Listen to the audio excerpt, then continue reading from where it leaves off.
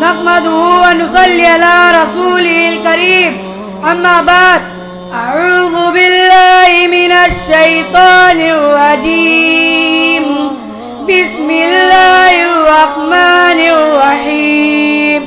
سرمایہ حیات سیرت رسول کی، سرمایہ حیات سیرت رسول کی، فلاح کائنات سیرت رسول کی.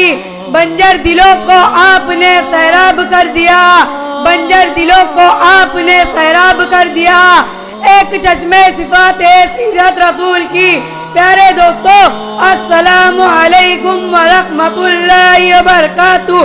میرا آج کا موضوع ہے سیرت النبی صلی اللہ علیہ وسلم. جناب صدر، یہ تو وہ موضوع ہے جس کے بیان کے لیے ساری دنیا کے درختوں کو قلم بنا دیا جائے اور سمندر کے پانی کو روشنائی بنا دیا جائے اور زمین سے آسمان تک کے خلوں کو اوراق بنا دیا جائے. یہ تو کہا کیا جا سکتا ہے کہ سمندر کا پانی خشک ہو جائے گا، زمین سے آسمان تک کے خلوں پر ہو جائیں گی، لیکن ہمارے پیارے نبی صلی اللہ علیہ وسلم کی سیرت کہیں مکمل نہیں ہو پائیں گی. زندگیاں بیت گئی اور قلم ٹوٹ گئے، زندگیاں بیت گئی اور قلم ٹوٹ گئے. ایک تیرے اصحاب کا ایک باب بھی پورا نہ ہو سکا.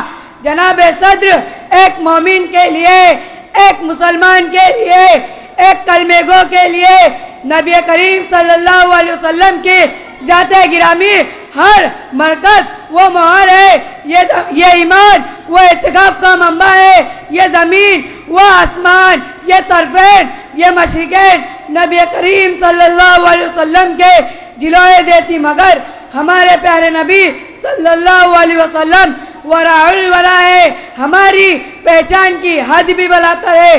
جناب صدر، آج کل یہ ترقی یافتہ دور ایٹم فونیٹک کا دور ہے. منٹ کی پرواز کے لیے چاند پر گمنڈے ڈالے جا رہے ہیں اور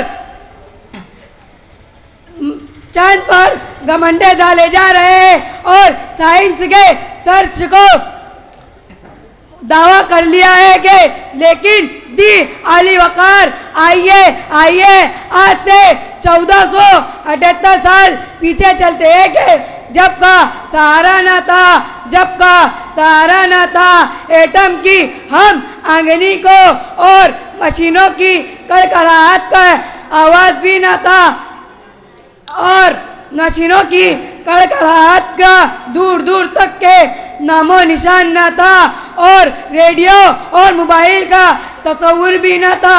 جناب صدر، ایک شعر سے اپنی تقریر کو ختم کرتا ہوں.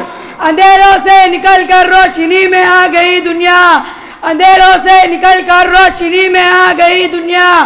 سوتے ذہنوں کا رنگ اڑا گئی، بجھے چہروں پر نور آیا. حضور آئے تو انسانوں کے چیخنے کا شور آیا. وما علینا الا البلاغ المبین.